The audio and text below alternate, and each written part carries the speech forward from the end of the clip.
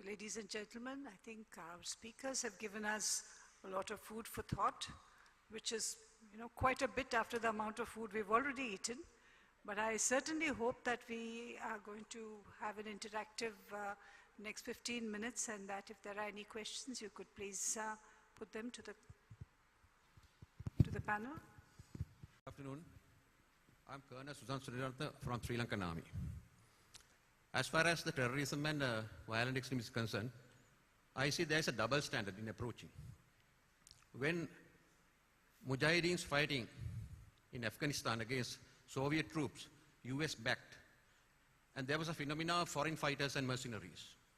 And that time they were called, or they were identified as Mujahideens or freedom fighters. When the very same people, after withdrawal of the Soviet troops, and they turn against the US, then they were identified to be the terrorists. So this double standard must be avoided. That's the first thing.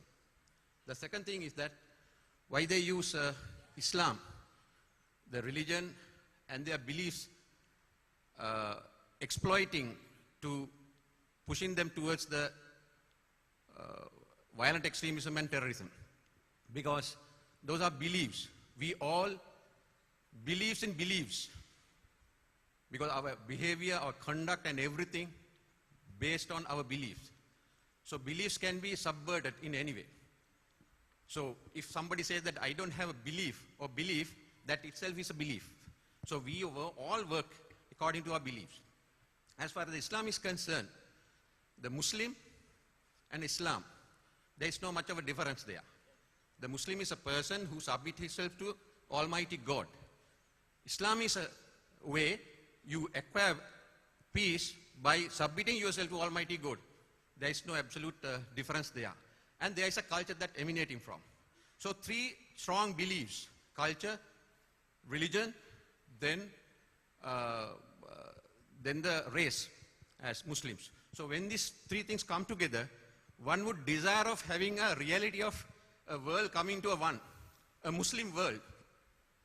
This is nature. I mean, this is naturally one would like to have that. Even a Christian for that matter, a Christian world. A Buddhist might have a Buddhist world. Right? So, I mean, so these are being exploited as strategies to promote certain other ideals of the certain countries. I think we have to agree to that. That's why the first thing is double standard. Second thing is extremism and the terrorism being used as strategies to promote the ideals of certain countries. If we don't agree to that, I think that's not the solution, because these things have to be first and foremost addressed. That is the root cause. We are trying in root cause as the various other things like education, then having not educated, then poverty, the sense of identity, and so on and so forth.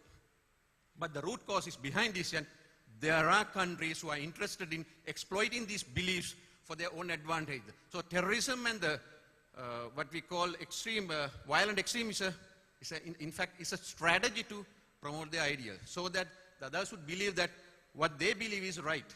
Because when we reject extremism and the terrorism, naturally you will start believing the ideals of the others who are promoting, who are causing this creed. So the terrorism and the what you call these extremism, violent extremism, just not come from thin of air. It just created. It's being created. So there are strategies behind this. That's why my point is. Thank you. It's a very good comment. And we all fully agree with you that there are a lot of political motivations which are welded onto the extremist narrative.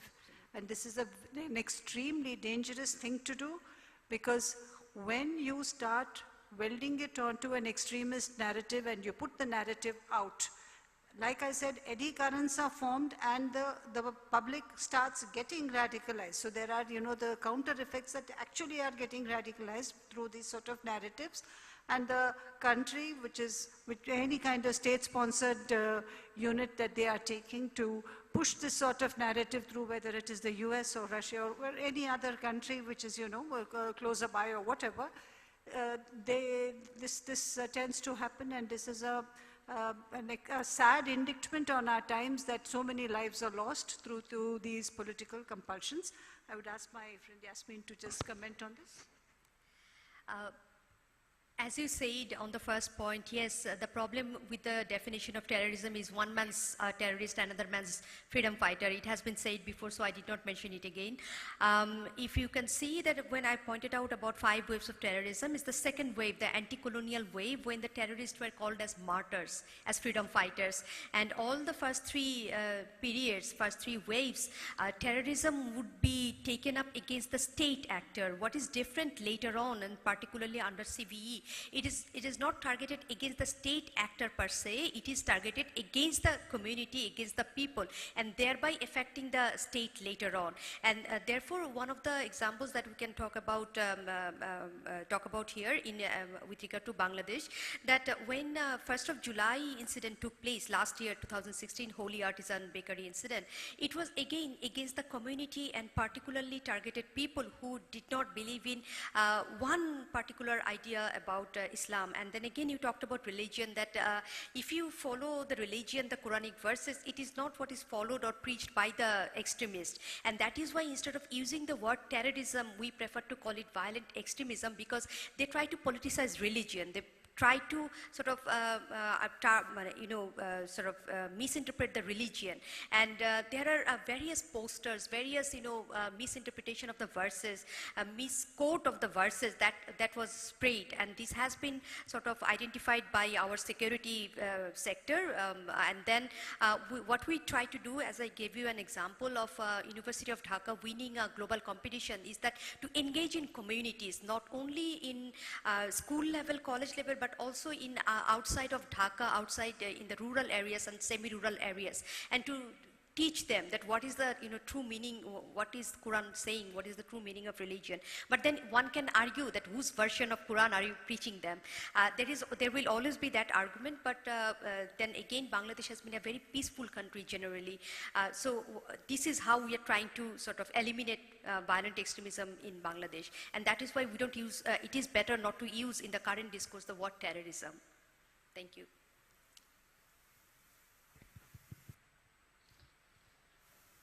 Thank you. I'm General Rana Singh. My question goes to Dr. Alexis. And Dr. This regarding the reality checks, what you have been mentioning, and we had the military, you had certain military means on the reality checks. Now here, my question is, when a smaller nation try to use this reality checks spelled out by you, becomes a problem of human rights for the global governance. We have faced practically this. We are a country who had de-radicalized 12,000 strong combatants. And I was personally involved in that. That's why I'm asking. And at the end of it, 12,000 was de-radicalized. However, the 5-star democracy and freedom of speech and the freedom of action has open certain avenues and open certain voices saying the human rights were violated in the span of de-radicalization. So the global governance, the human rights, freedom of speech and action, and the action taken by an affected small nation. Your comments, please. Well, I think in this sense, I'm not questioning the fundamental principles that I think the majority, if not all states, are subscribed to. They have to be observed. I mean, we cannot start acting as terrorists, if this is what I think you were trying to alert to. CVE is not something that can be dealt with through pure police action or through pure military action, but at the same time, as the situation in Sri Lanka was showing some time ago, as the situation in South and Central Asia is showing right now, as well as in the Middle East.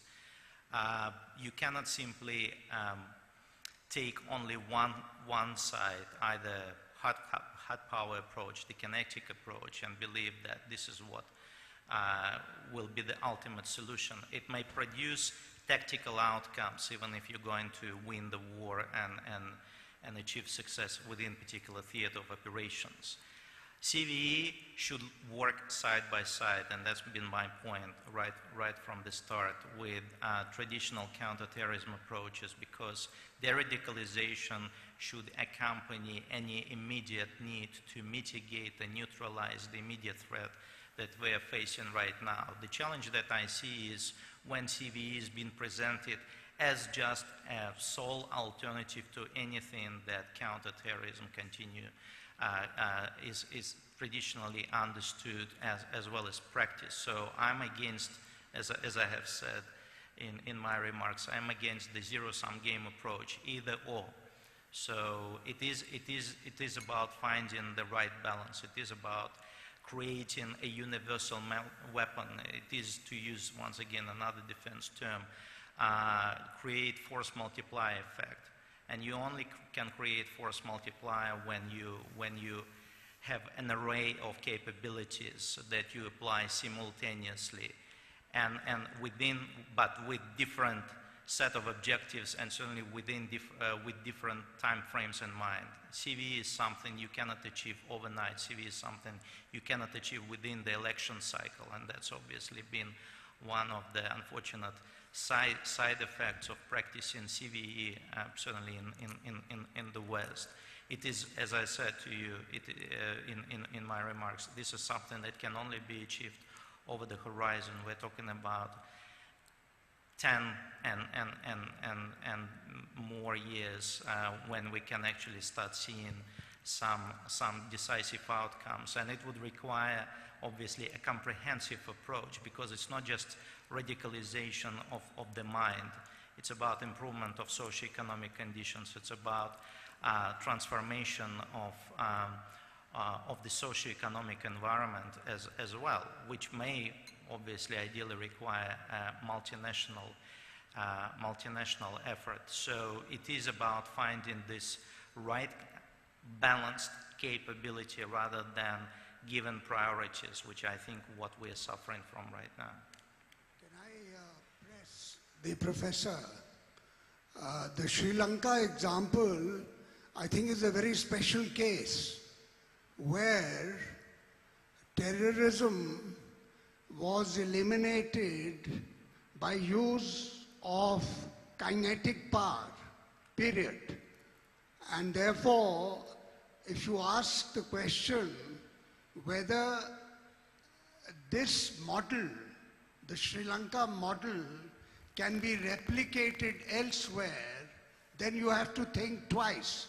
And maybe the answer is, as the gentleman had suggested, Mr. Kirkis had suggested in the first session, that each country or each region has its special and peculiar characteristics. And in the case of Sri Lanka, it worked.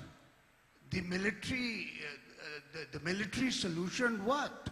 Terrorism was eliminated. But having made that point, my question is for Michael. On the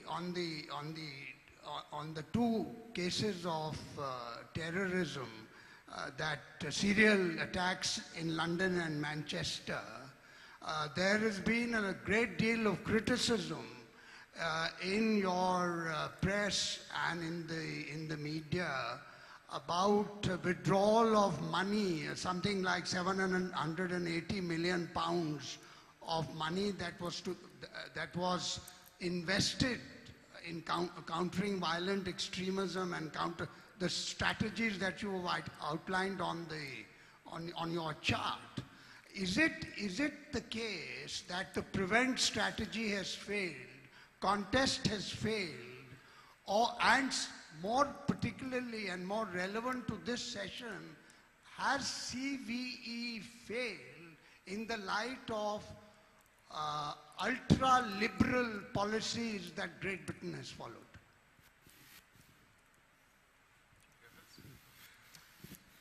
Well, I think the question was great. So just on the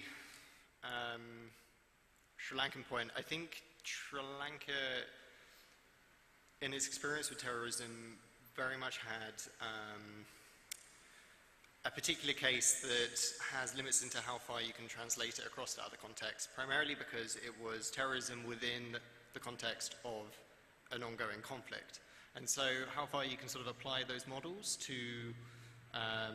peaceful societies, for example, in the UK, there are limits and it's a different dynamic that goes on.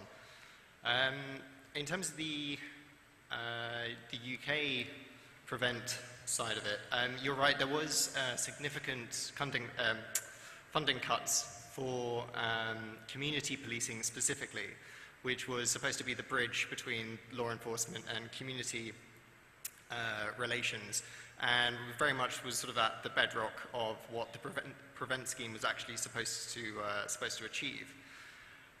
What this means for Prevent more broadly is somewhat unclear. There's been a substantial lack of any empirical evidence to sort of give us any definitive results as to how far Prevent is actually sort of stopping people from going over to Syria and Iraq or conducting attacks more locally. So it is quite hard to gauge it on its merits. There has been a significant amount of criticism of it, primarily because there's still the ongoing accusations of focusing on particular communities in the UK, and also issues associated with the state crowding out other sort of civil society and community bodies that could otherwise be doing CVE without the sort of state affiliation attached to it. So, I mean, it is quite hard to gauge. I wouldn't say that CVE in the UK context has failed. I think it's an ongoing and adapting process. And of course, the answer to all of these sort of criticisms of Prevent is, yeah, ultimately, what is the alternative? If not this, do we return to sort of the more law enforcement focused measures that we were in during the, you know, between 2004 to 2010? Which doesn't seem to be sort of practically the best way to go about doing things. So, long story short, I think Prevent still has merits, but it's going to be a constantly ongoing process of adaptation to respond to, you know, prevailing dynamics as they change over time. I'd also say that these preventive measures, you know, one has to take a call on how much your privacy is going to be compromised and otherwise. Now, this is a huge issue in most countries, but prevention is, practically speaking, not going to be feasible without considerable invasion of privacy, without considerable editing of content within the Facebook, within YouTube, and so on. These are all calls that all countries, and I suppose the community of nations need to take. I think this is a point that people should discuss on how far we can go and how far we cannot go on these matters. Are there any other questions? Good afternoon, ma'am. I am Brigadier Nilantha Hettiarachchi from Sri Lanka Army. The nations today fail to counter extremism. That is because the non-military power like finance, banking, industrial resources, so on, are influenced by the other nation's national interest. Your comments, please, ma'am.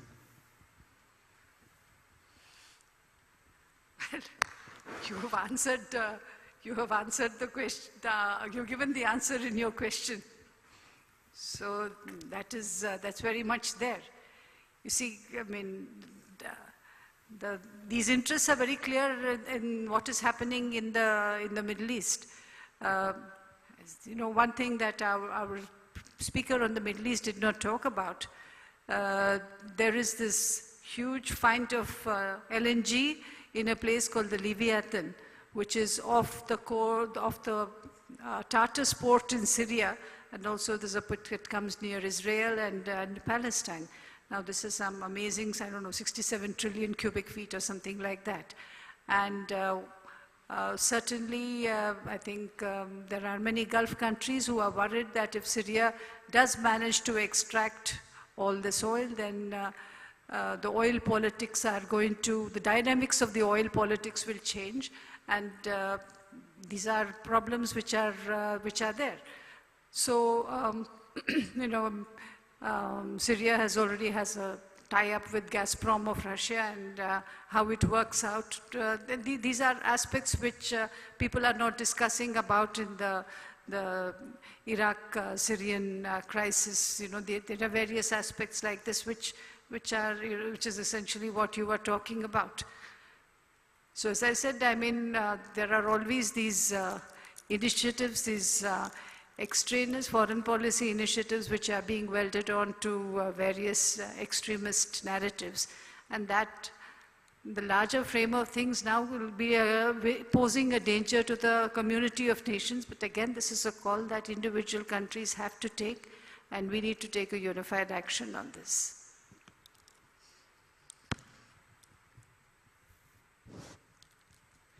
I'm General Anton Vijendra, retired.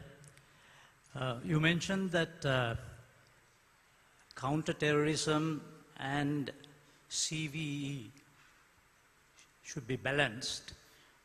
But my point is that for a country embroiled in counterterrorism, that is easier said than done, because counterterrorism itself elicits violence and extremism.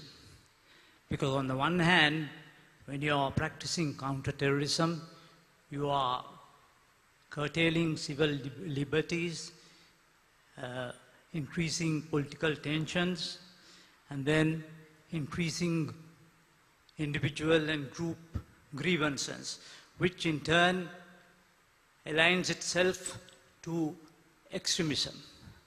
So we have a dilemma here. I feel that a counter-terrorism should primarily be practiced, and subsequently CVE. Your comments, please. No, I fully agree with you on that. That when one is in the throes of a terrorist situation, it is very hard to talk about human rights. It is, you know, one has to take a practical view, and it's like, you know, before doing a surgery, you have to get the patient into some sort of order, and you have to, you know, stabilize the patient before starting up on any other procedure. This is something that practically what you're saying is right, because while a professor says that there is always a reaction to any kind of preponderance of force. There is a reaction, but over a period of time, one has seen that perhaps there is a wearing down of resistance, and that is the time in which you can extend your hand of friendship and try and integrate the community. But while I say this, there are serious dangers in de-radicalization, which I mean, with my experience I have seen, and this is something that certainly has also been seen in all the Western countries. De-radicalization is a very risky route because first of all, you just don't know who is actually getting de-radicalized. If you look at all the people coming out of Guantanamo Bay, many of them have gone back into terrorist networks, in fact have risen up the ranks in terrorist networks. It's a kind of badge of honor to have been in Guantanamo Bay. We have also seen that many people whom we have tried to rehabilitate are not getting rehabilitated. So this is the point when you're talking about countering. I said that if we can identify at the point of vulnerability, I think, you know, one can work on the target, whether it is a section or an individual. But once the individual has actually taken a step to go beyond what is legally permissible, I don't know that we can afford a soft option. If you look at what has happened in Manchester, if you look at what has happened with the Ariana Grande case, if you looked at what has happened in Paris, now talking about South Asia, I don't know that we have this luxury of taking a soft option once a person has moved, because you really don't know that he has actually decided to reform or otherwise. In fact, during an interrogation, there are people who have told us that, yes, we said that we have accepted what you are saying because of, we are following Taqiyya, which is permissible in Islam. Now this kind of talk from a terrorist is naturally very disquieting, because we don't know when he's actually meaning it, he's not meaning it, what is happening. The Charlie Hebdo case, everybody was known. So you see, that we have to take a case now where the practical position would be an initial preponderance of force, and then a simultaneous undercurrent of showing sympathy towards trying to integrate the vulnerable section into the mainstream society. But that's about as much as we can say. But to talk about first using the softer approach of trying to integrate people into society, and then talking about a preponderance of force in an actual terrorism situation, I don't think that's practical, and I don't think it works. Though in an ideal situation one would like it to work. I don't think it does. If I can just add, once again, as has been highlighted, each country faces its own security contingency, and obviously that should be the key determinant for devising a strategy. But the strategy, in my view, once again, the campaign strategy against terrorism, talking about defense language here, should actually be, should always have this two-stage approach, but not necessarily in a sense that one stage completes, another stage follows. So if the country is facing a high-scale terror insurgency, a situation when terror groups operate in almost like near standard combat formation, obviously you need to deploy hard power response in order to dismantle the immediate offensive capability. But at the same time, CVE approach needs to be exercised without waiting for the conclusion of main phase of offensive or counter-offensive operations, because you're talking about the breakdown, the disruption of the replenishment capability that any terror group can count on by breaking this cycle of violence. In a situation when the country does not face the same high-level risks, but nonetheless faces ongoing terror incident, obviously the level of kinetic approach, traditional approach, should be obviously measured and balanced.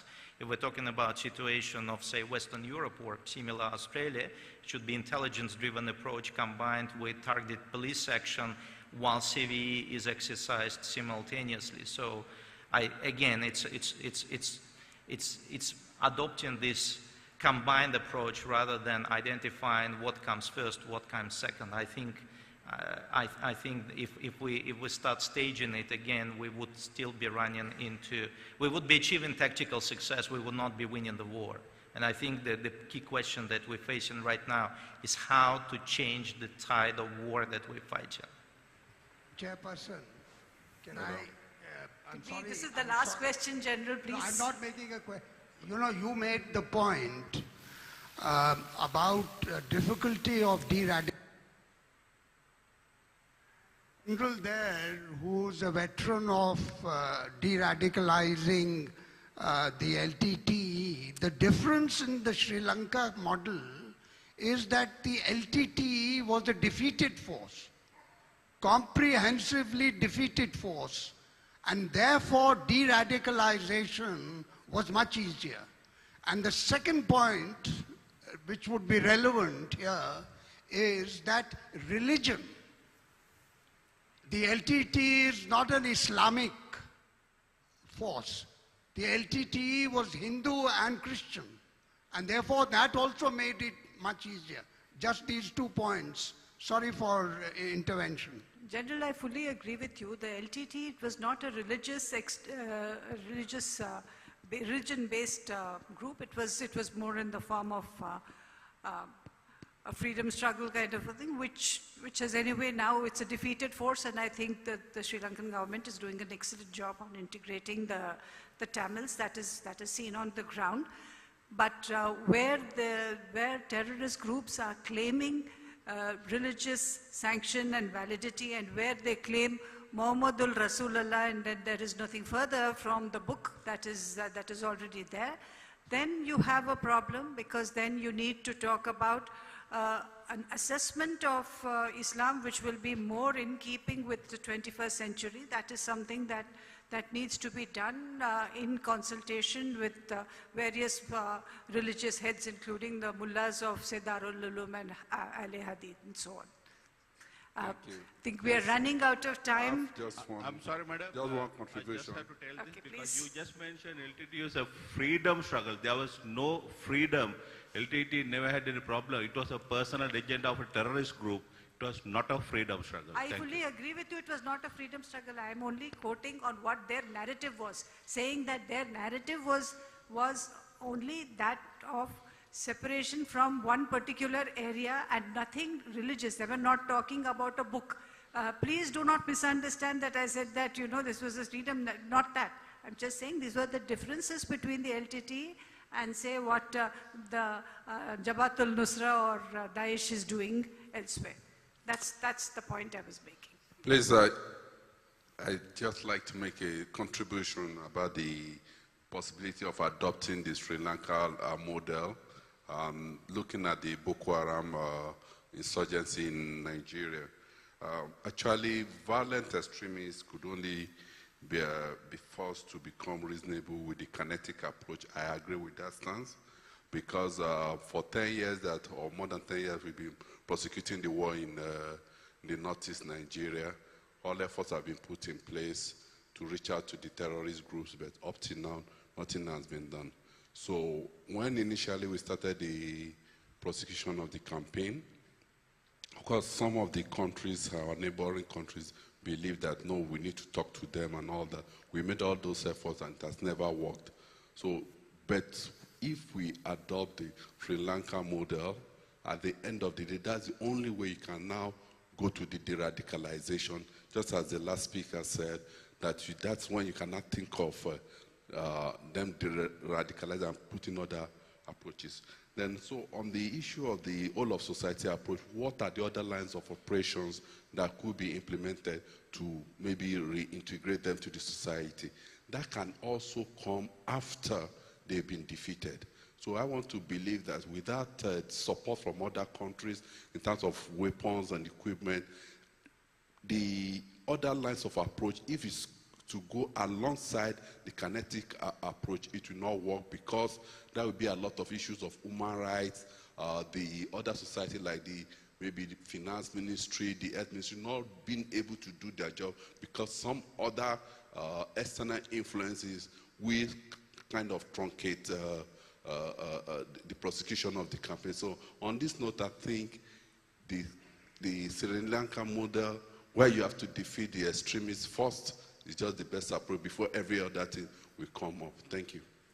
Thank you. I agree with you, but I still say that you cannot draw parallels between the LTT and the Boko Haram, and that if you would please look at the Iraq situation, when after the AQI was comprehensively defeated, what did happen was that there were sleeper cells that were made, and you had that Daesh rising up as a phoenix from the ashes of the AQI. So I don't know that you can use that, because if you look at the kind of messaging that Daesh has been doing, and for that matter, Al-Qaeda has been doing, saying that even if you are defeated, it is not a defeat, we will rise again, and there is very specific surahs which are being quoted, and only portions of the surahs, and they are actually distorting Islam a good deal, but they are using it. And for a large public who is actually not aware of the religion, not aware of all the religious nuances, they can be swayed. So the Sri Lankan model was a very effective model. It was sui generis. It was a question of a small and controlled area where there was really not too much of support from any other country. It was not that there was a larger ummah and people were coming to fight, on behalf of the LTT or anything like that. And there was no religious sanctions behind the LTT. So that was, we can't draw parallels between Boko Haram and LTT. I don't think that would be That would be, correct. So I think we've had a very good discussion. I think we've really transgressed our time quite a bit. So I need to thank our panelists for a lot of excellent information that they have given us, and also the audience for being so participative. And again, a big thank you to the Sri Lankan Army, and thank you all of you.